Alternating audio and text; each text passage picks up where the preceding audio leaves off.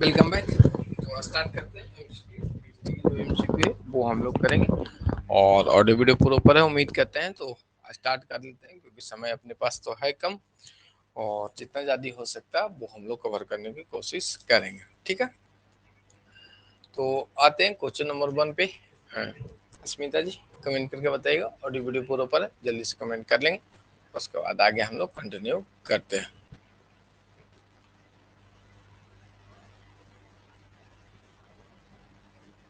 चलिए, सब चीज ठीक है तो आ जाते हैं स्क्रीन पे। और क्वेश्चन नंबर 1 आपको विजुअल्स होंगे। निम्नलिखित में से कौन सी आर्थिक क्रिया नहीं है? वस्तुओं का उत्पादन, व्यापार, वस्तुओं में व्यापार, पेशा, सेवा और समाज सेवा।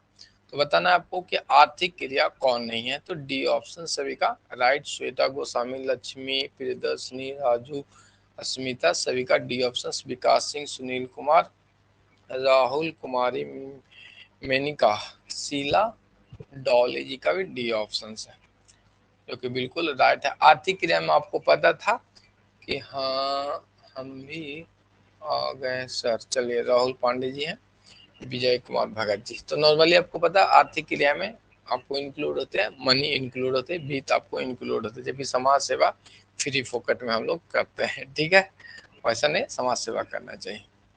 आगे देखते हैं। क्वेश्चन नंबर 2 पे हम लोग आएंगे। बताइएगा, क्वेश्चन नंबर 2 आपके सामने है कि उस प्रक्रिया को पहचाने जो व्यापार की सहायक नहीं है। बैंकिंग, बीमा, भंडारण और खनन। तो जल्दी से कमेंट करके बताएंगे कि उस प्रक्रिया को पहचाने जो व्यापार की सहायक नहीं है। तो डी ऑप्शन सभी का। विकास सिंह, अस्मिता, सुधा कुमारी, डॉली, लक्ष्मी कुमारी, राजू कुमार, प्रिय, प्रियांशु, अनंतली। डी ऑप्शन जो है वो बिल्कुल राइट है, क्योंकि अपने प्राथमिक उद्योग के अंतर्गत आता है। सहायक क्रिया में बैंकिंग सेवाएं और भंडारण सहायक क्रियाएं हैं जिससे व्यापार को सहायक होते हैं। नेक्स्ट हम लोग आते हैं क्वेश्चन नंबर 3 पे। और आपको बताना है उस संगठन को पहचानिए जिसमें स्वामित्व एवं प्रबंधक पृथक होते हैं।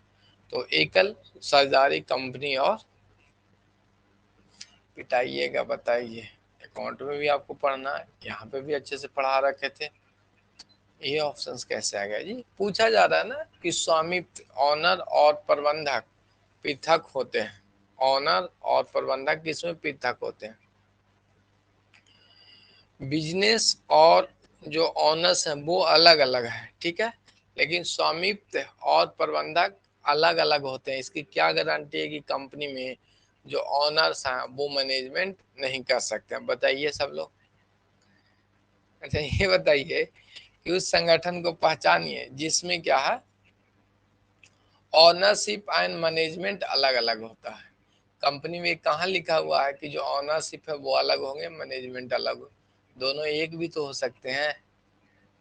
आपको पूछता कि ऑनरशिप और व्यवसाय दोनों अलग है तब कंपनी होती, तो इसमें से डी हो जाएगा।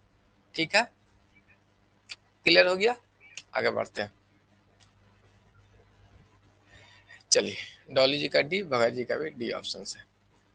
आगे बढ़े, कंफ्यूजन क्लियर है? क्वेश्चन नंबर 4 पे आते हैं। बताना है आपको क्वेश्चन नंबर 4, निम्न में से कौन से संगठन पे कोई विशिष्ट अधिनियम लागू नहीं होता है? एकल स्वामी, साझेदारी और कंपनी और अधिकार समिति। विशिष्ट अधिनियम आपको किस पे लागू नहीं होता वो आपको बताना है।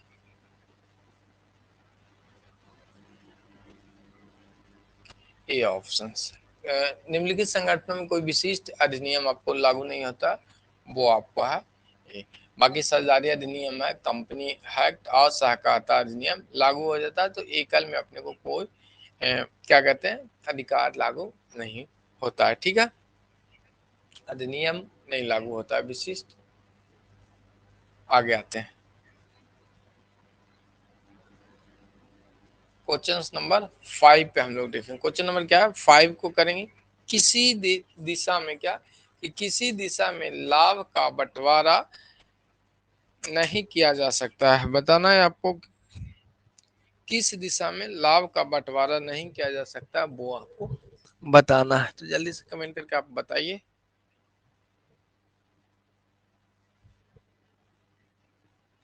सभी का सी ऑप्शन सारा एकल स्वामी। चलिए, तो सभी का राइट आंसर आ गए हैं कि आपका किस माने किस दिशा में, माने किस दशा में आपको लिखना था कि लाभ के बंटवारे, ठीक है ना, किस दशा में या किस दिशा में लाभ के बंटवारे नहीं, तो वो आपको पता है सोल ट्रेड में अकेले हम हैं, तो हम किसके साथ बांटेंगे, किसी के साथ नहीं बांटेंगे। सी ऑप्शन राइट, सभी का राइट आ गया था, कुमारी मेनिका रानी। चलिए आगे देखते हैं, क्वेश्चन नंबर 6 आपके सामने है और बताइएगा। संयुक्त हिंदू परिवार व्यवसाय के मुखिया जाना जाता है स्वामी, प्रबंधकर्ता और प्रबंध चालक के रूप में। तो सिंपल आपको पता है कि हिंदू परिवार के लोग संयुक्त हिंदू परिवार व्यवसाय के मुखिया को हम लोग कर्ता के रूप में जानते हैं और स्वामी के रूप में भी जानते हैं, ठीक है। अच्छा ये बताइए, मुखिया को ही स्वामी कहते हैं और ऐसे नॉर्मली कर्ता भी कहते हैं, तो ए भी दोनों सही होगा, ए और सी दोनों सही हो जाएगा। ऐसे मुखिया को कर्ता ही हम लोग कहते हैं, ठीक है, तो सी ऑप्शन राइट है। और कर्ता क्या होते हैं, स्वामी होते हैं।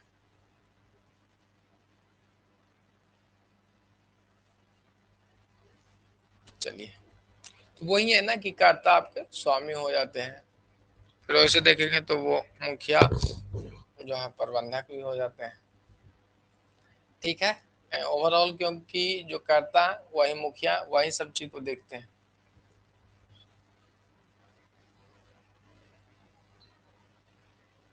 स्वामी को ही कर्ता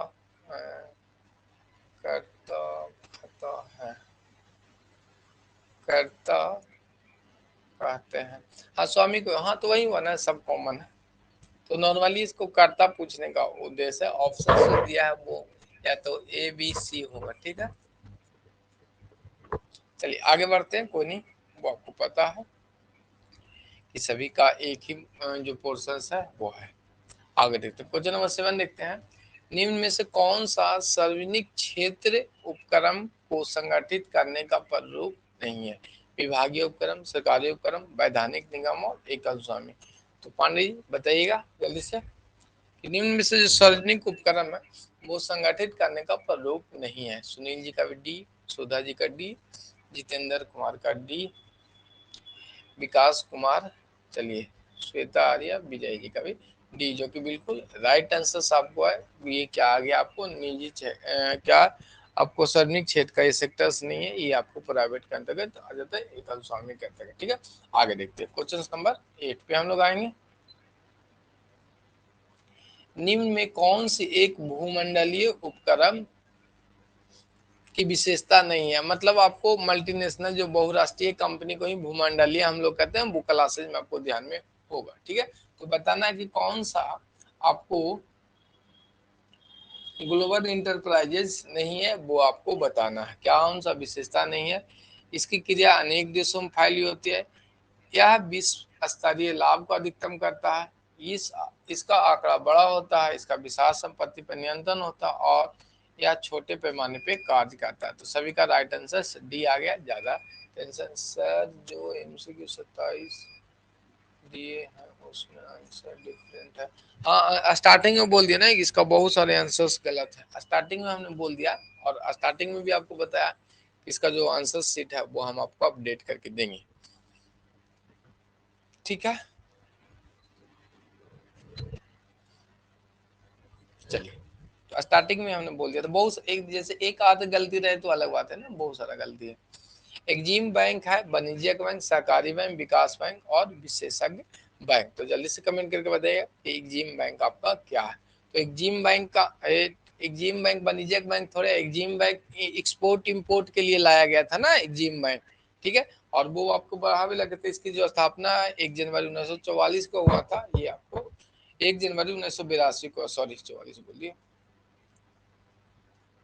ठीक है। आगे हम लोग देखते हैं, और एक्जिम बैंक है एक स्पेशल्स के लिए, माने विशेषज्ञ बैंक है, एक्सपोर्ट इंपोर्ट के लिए है, क्या एक्सपोर्ट इंपोर्ट के लिए है। आगे देखते हैं, क्वेश्चन नंबर हम लोग देखेंगे 10 पे।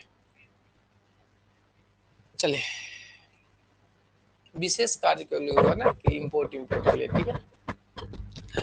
जीवन बीमा की दशा में बीमा योग हित अवश्य होना चाहिए, पॉलिसी लेते समय, मृत्यु के समय, ये भी दोनों। तो जीवन बीमा की दशा में जीवन बीमा योग हित अवश्य होना चाहिए, माने किस समय हित होना चाहिए, पॉलिसी लेते समय या मृत्यु के समय। तो ए ऑप्शन सी हो जाएगा। सिंपल देखिए कि जीवन बीमा की दशा में बीमा योग हित अवश्य होना चाहिए, तो पॉलिसी लेते समय और मृत्यु के समय। मृत्यु के समय क्या होता है, मृत्यु के बाद होगा ना जी। अच्छा, जीवन बीमा की दशा में देखिए, in case of the life insurance insurable interest must be exist at the policy के समय। एक्चुअल जो जब आप पॉलिसी लेते हैं उसी समय सारे कंडीशंस आपको फुलफिल होनी चाहिए ना, कि क्या क्या इंटरेस्ट आपके प्रति वो जीवन बीमा पॉलिसी वाले आपको दे रहे हैं, ठीक है। मृत्यु के समय ने मृत्यु के बाद, हाँ केवल ये होगा। चलिए, स्मार्ट कहाँ लग रहे हैं जी, चुपचाप के उठ के तो आए हैं। चलिए, चूना लगा रहे हैं। क्वेश्चन नंबर 11 हम लोग देखते हैं। स्थानीय उपयोगिता की सृजन किसके द्वारा किया जाता है, परिवहन, भंडारण, संचालन और वित्त में से कोई नहीं। तो आपको बताना है कि स्थानीय उपयोगिता का सृजन किसके द्वारा करते हैं, परिवहन के द्वारा हम लोग, भंडारण के द्वारा, संचालन के द्वारा और आपको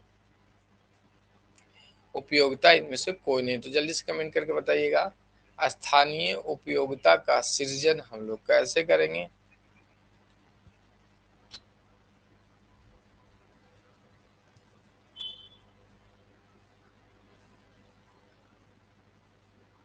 ए ऑप्शन, बी ऑप्शन, स्थानीय उपयोगिता का सृजन किसके द्वारा हम लोग करते हैं,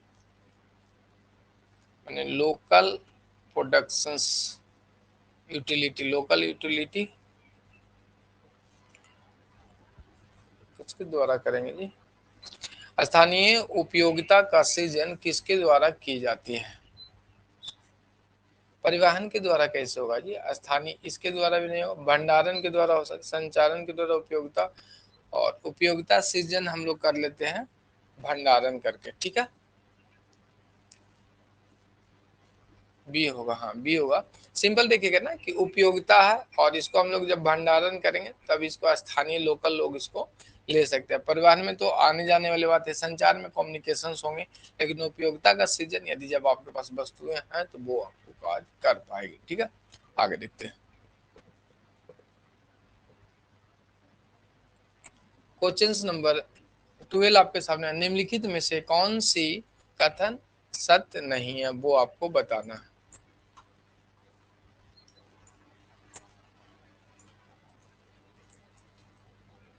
चलिए बताइएगा, निम्नलिखित में से कौन सा कथन सत्य नहीं है वो आपको बताना है, जल्दी से।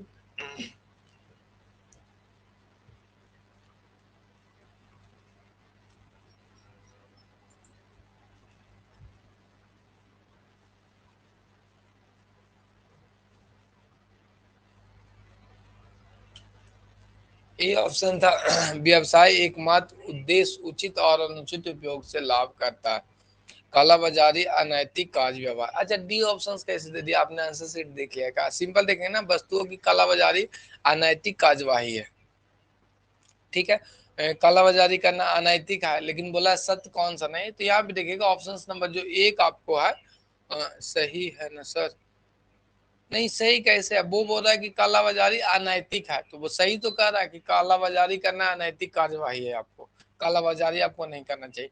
ये ऑप्शन देखिएगा, व्यवसाय आप करें तो उचित तरीके से कमाइए, अनुचित रूप से आप नहीं कमा सकते, ठीक है। तो ये ऑप्शन असत्य कर रहा है, अनुचित का मतलब इलीगल हो गया, ठीक है। हाँ इलीगल पूछ रहा कि इलीगल आपका है, इलीगल तरीके से थोड़े ना आपको कमाना है, अनुचित तरीके से आपको बोल रहा है, तो ये ऑप्शन का सही हो जाएगा। आगे बढ़ते हैं हम लोग क्वेश्चन नंबर 13 पे। चलिए ठीक है लक्ष्मी जी, आगे देखते हैं। निम्न में से कौन सी व्यावसायिक कार्यवाही नैतिक है वो आपको बताना है, कि कौन सा नैतिक कार्य है वो आपको बताना। वस्तुओं की मिलावट, लोकप्रिय ब्रांड के नाम से नकल, वस्तुओं का उत्पादन करना, कर्मचारी का शोषण और उपभोक्ताओं को लेन देन करते समय ईमानदारी बरतना। सभी का डी ऑप्शन है। ईमानदारी को देख कर आज खुश हो रहा होगा, है? बताइए, जिनका पेमेंट है वो पेमेंट नहीं किया अभी तक। चलिए, और ईमानदारी देख के चलिए, कोई बात नहीं, आगे देख लेते हैं। क्वेश्चन नंबर 13 के डी ऑप्शन सही है। तो उपभोक्ता को लेन देन करते समय ईमानदारी करना वो क्या है? नैतिक कार्य है। तो नैतिक कार्य पे आप लोग को भी ध्यान देना है। और आगे हम लोग क्वेश्चन नंबर 14 पे हम लोग चलेंगे। क्वेश्चन नंबर 14 करेंगे और आगे बढ़ेंगे।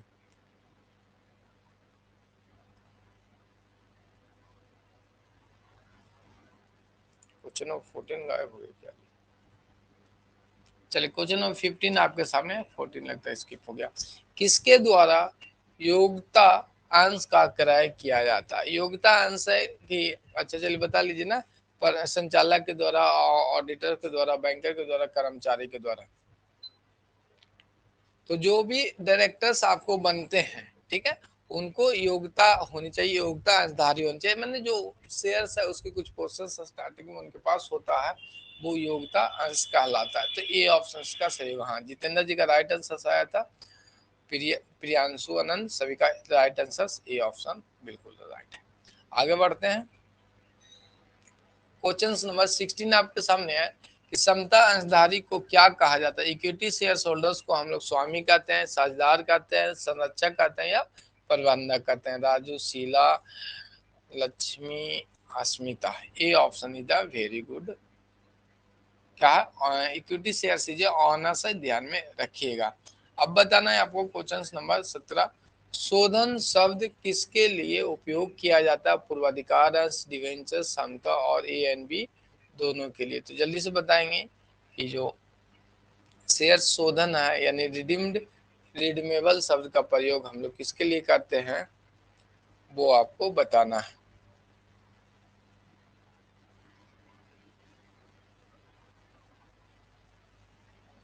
सभी का डी ऑप्शन है।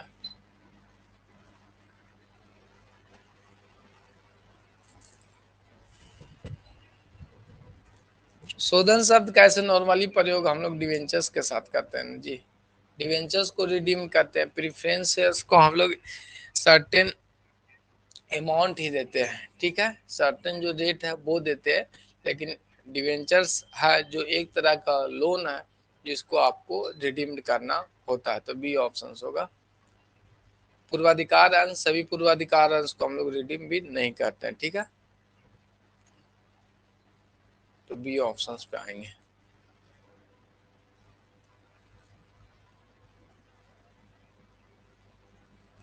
ADRS जारी की जाती है। हाँ, रिडीमेबल प्रेफरेंस शेयर होता है, बट सारे भी नहीं होते ना, टाइप्स ऑफ रिडीमेबल्स हैं। और लेके चलेंगे कि जो रिडीमेबल वाले पोर्शन है तो ए और बी दोनों ऑप्शन हो जाएगा, वैसा कोई दिक्कत नहीं है, ठीक है। ADRS जारी की जाती है। क्या ADRS जारी की जाती है? यदि हम लोग रिडीमेबल इसको मानते हैं तब ये दोनों हो जाएगा, ए और बी। बताइएगा, ADRS आपको मानते हैं अमेरिकन डिपोजिटरी रिसिप्ट जिसको हम लोग कहते हैं, और वो USA द्वारा, यूरोप द्वारा, कनाडा और इनमें से सभी किन के द्वारा दी जाती है वो आपको बताना है।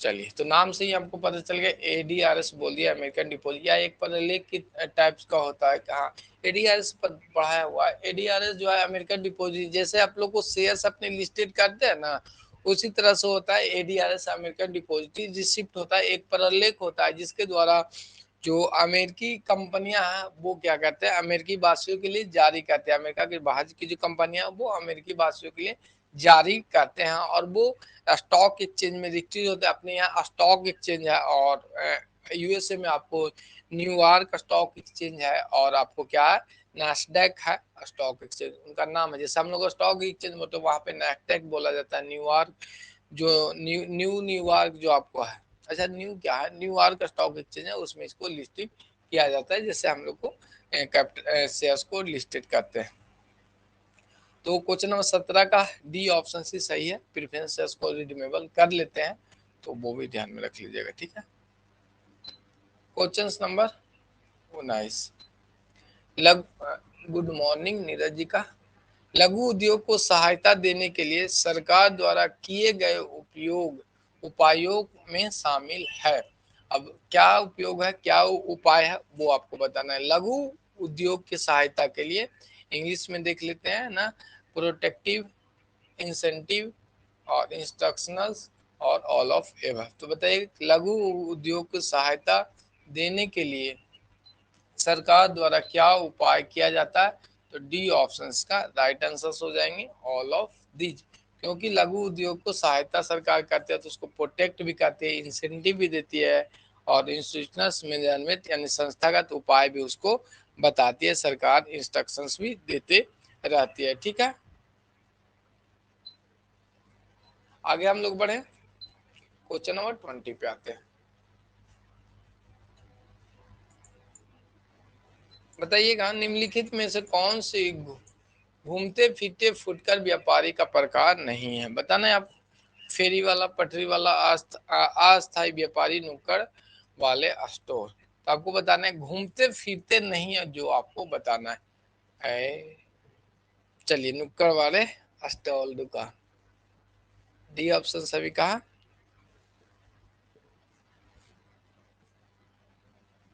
अच्छा देखिए इधर नुक्कड़ वाले स्टॉल दुकान आपको क्या है, घूमते फिरते दुकानें, फेरी वाले चलते फिरते रहते, पट्टे वाले चाहते, अस्थायी दुकान आ जाए कल चलेगा, ठीक है। नुक्कड़ वाले स्टॉल दुकान मतलब एक नुक्कड़ पे चौराहे पे इनका स्टॉल का दुकान है, वो आपको क्या है, घूमते फिरते नहीं है, ठीक है। आगे बढ़ते हैं हम लोग, क्वेश्चन नंबर 21 देखेंगे और बताइएगा कमेंट करके जल्दी से कि निम्नलिखित में से कौन सी अस्थायी दुकान वाले फुटकर अस्थायी दुकान वाले फुटकर व्यापारी की श्रेणी में नहीं आते हैं। तो जल्दी से आपको कमेंट करके बताना है कि कौन सा ऑप्शन सही है। निम्नलिखित में से अस्थायी दुकान वाले फुटकर व्यापारी की श्रेणी में नहीं आते हैं, वो आपको बताना है कौन है जो फुटकर व्यापारी की श्रेणी में नहीं आते हैं। क्या क्या पूछ दिया जी, अस्थायी दुकान वाले फुटकर व्यापारियों की श्रेणी में नहीं आते हैं, तो वो कौन से है, सी ऑप्शन होगा ना। फेरी वाले या रेढ़ी वाले हैं जो क्या है, फुटकर व्यापारी की श्रेणी में नहीं। अस्थायी दुकान वाले, अस्थायी दुकान तो नहीं है, ये सिंपल पूछ दिया गया कि अस्थायी दुकान नहीं है, तो अस्थायी दुकान फेरी वाले और रेढ़ी वाले आपको क्या है, अस्थायी दुकान वाले फुटकर व्यापारी की श्रेणी में नहीं आते हैं, जो कि विभागीय, जनरल स्टोर, श्रृंखलाबद्ध भंडार सब वो आता है। फेरी वाले और रेढ़ी वाले यानी जो फेरी करने वाले इधर उधर चलते रहते हैं, तो आपको अस्थायी दुकान वाले फुटकर व्यापारी की श्रेणी में नहीं आते हैं ये।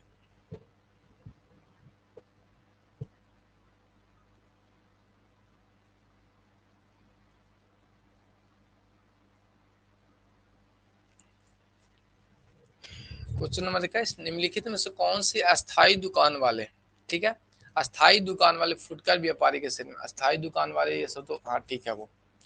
क्वेश्चन नंबर 22 पे हम लोग आते हैं।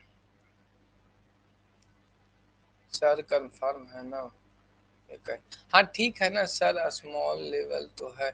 अच्छा वो देखिए ना यहाँ पे आपको जो पूछा है वो देख लीजिए, बोला है कि कौन अस्थायी दुकान नहीं है, तो अस्थायी दुकान आपको निम्नलिखित में कौन सा अस्थायी दुकान वाले फुटकर व्यापारियों की श्रेणी में नहीं है, तो फुटकर व्यापारी की श्रेणी में नहीं है, तो जनरल स्टोर, विभागीय भंडारण, फेरी वाले और रेडी वाले और श्रृंखला। तो इसमें पूछा है which of the following does not come under the category of fix shop retailer, यानी जो फिक्स शॉप रिटेलर्स हैं वो उसके अंतर्गत नहीं आता, तो ये फेरी वाले फिक्स शॉप है ही नहीं, ठीक है। जो ये है फेरी वाले वो फिक्स शॉप के अंतर्गत आते ही नहीं है। आपको पूछा कि not come under the category of fix shop retailer, छोटे छोटे रिटेलर्स हैं लेकिन फिक्स शॉप के अंतर्गत रेढ़ी वाले या फेरी वाले आते हैं, वो आते जाते रहते हैं, ठीक है विकास जी। आगे बढ़े, तो हिंदी में कभी नहीं समझ में आया तो कोचेस को इंग्लिश में हमेशा पढ़ते रहेगा। जैसे अकाउंट में भी हम आपको बताते रहते हैं कि जो भी अकाउंटिंग का पोर्शन से कोई भी क्वेश्चन हो नहीं समझ में हिंदी में आ रहा है तो थोड़ा सा इंग्लिश देख लेंगे। आगे बढ़े हम लोग, आते हैं क्वेश्चन नंबर 22 पे। बताइएगा कि विदेशी व्यापार की CIF का क्या अर्थ होता है। CIF का क्या अर्थ होता है? कॉस्ट, लागत यानी कॉस्ट भाड़ा, लागत बीमा और लागत बीमा और भंडारण। डी ऑप्शन स्वीकार है जो कि राइट है। कॉस्ट इंश्योरेंस ऑफ फ्रेट कहते हैं। CIF जो हम लोग एग्जांपल है विदेशी व्यापार में जो शब्द का अर्थ होता है कॉस्ट, इंश्योरेंस और फ्रेट। ऐसे नॉर्मली कस्टमर आइडेंटिफिकेशन फाइल भी इसको कहते हैं, ठीक है। लेकिन यहाँ पे हम लोग को जो ऑप्शन है उसके हिसाब से चलेंगे। कॉस्ट, इंश्योरेंस और फ्रेट हम लोग विदेशी व्यापार में CIF को समझते हैं। आगे देखते हैं क्वेश्चन नंबर 23। आयात निर्यात नीति अथवा विदेश व्यापार नीति की घोषणा कौन करती है वो आपको बताना है। तो आयात निर्यात और विदेश व्यापार नीति की घोषणा केंद्र सरकार, राज्य सरकार, चैम्बर ऑफ कॉमर्स और व्यवसाय विश्व व्यापार संगठन। तो अभी जो विश्व व्यापार आयात निर्यात नीति अथवा विदेशी नीति की घोषणा अपने देश के बारे में करेंगे ना। विश्व व्यापार संगठन कैसे करेगा जी? अपने अपने देश के हिसाब से होता है ना आयात निर्यात। अब इंडिया का आयात निर्यात विश्व व्यापार संगठन करेगा, वो केंद्र सरकार करेगा। पीयूष गोयल अभी जो करता है ना, केंद्र सरकार करती है, ठीक है। आपको कौन करती है? केंद्र सरकार करती है।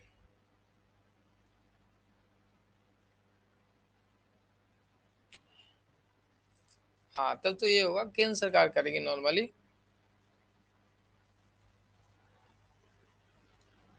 मिनिस्ट्री ऑफ कॉमर्स के द्वारा ये आपको किया जाता है। केंद्र सरकार के अंतर्गत मिनिस्ट्री ऑफ कॉमर्स के अंतर्गत होती है, ठीक है।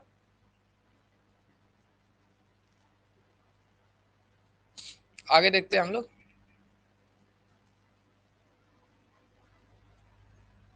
24। बताइएगा जब किसी कंपनी द्वारा दूसरे देश में किसी अन्य कंपनियों के सहयोग से एक नए उपकरण का निर्माण किया जाती है तो उस व्यवस्था को क्या कहते हैं? लाइसेंसिंग कहेंगे, फ्रेंचाइजी कहेंगे, संयुक्त उपकरण या अनुबंध पे निर्माण कहेंगे। सिंपल आपको बोला गया है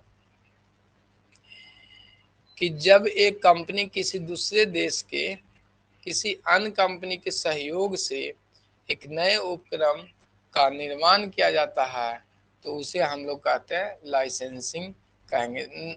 आपको देखिए इसमें बोला गया कि एक कंपनी किसी दूसरी देश में किसी अन्य कंपनी के सहयोग से, तो आपको जब तक लाइसेंस नहीं मिलता वो आप नया उपकरण को काज नहीं कर सकते हैं, ठीक है।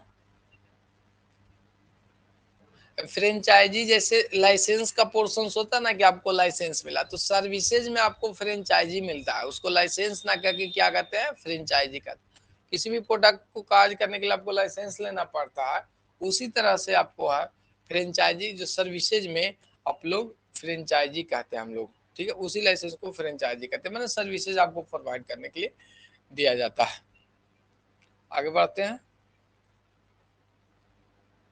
बताइएगा उस संस्था का नाम बताया जो विश्व बैंक का समूह नहीं है। IBRD, IMF, IDAI, MIGA। तो जल्दी से कमेंट करके बताइएगा।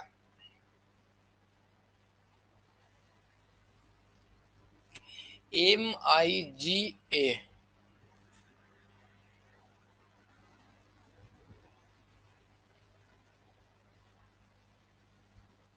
डी ऑप्शन नहीं होगा ना, ए ऑप्शन होगा इसका। IBRD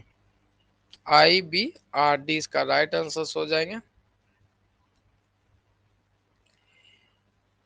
ठीक है। बाकी जो IMF, IDI और MIGA जो है वो क्या है? विश्व व्यापार का समूह है।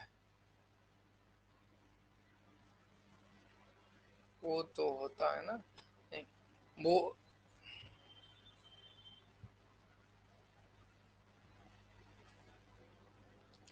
जो तीनों है आपका वो आपको वर्ल्ड बैंक का क्या है? वर्ल्ड बैंक का पार्ट है, ठीक है। IBRD होता है, हाँ राइट आंसर। नहीं IBRD नहीं होता है, ठीक है।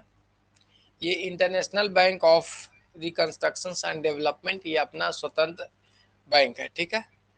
वो देखिए पूछा गया है कि वर्ल्ड बैंक का ग्रुप है, जो कि इसका नहीं है, ठीक है, बाकी तीनों इसी का ग्रुप है।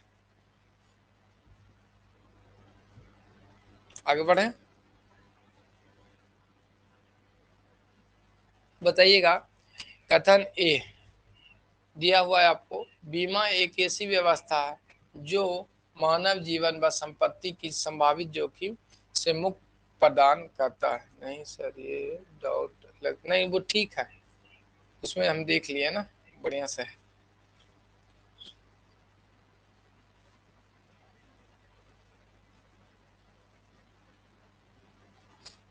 चलिए सभी का फुल फॉर्म बता देते हैं, ठीक है, इसको बताएंगे।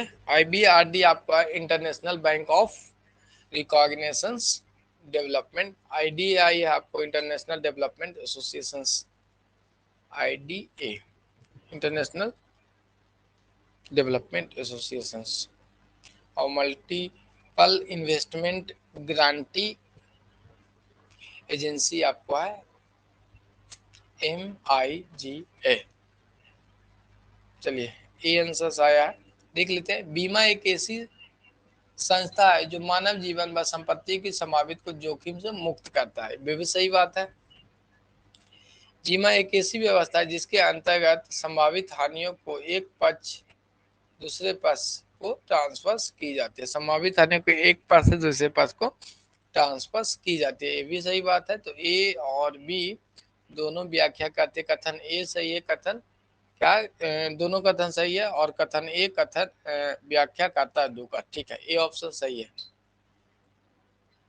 ठीक है, ए ऑप्शन आपका सही है। तो आज के लिए क्लासेज हम लोग यहीं पे रखते हैं, फिर कल की क्लासेज न्यू चैप्टर नियुक्तिकरण से स्टार्ट करेंगे, ठीक है।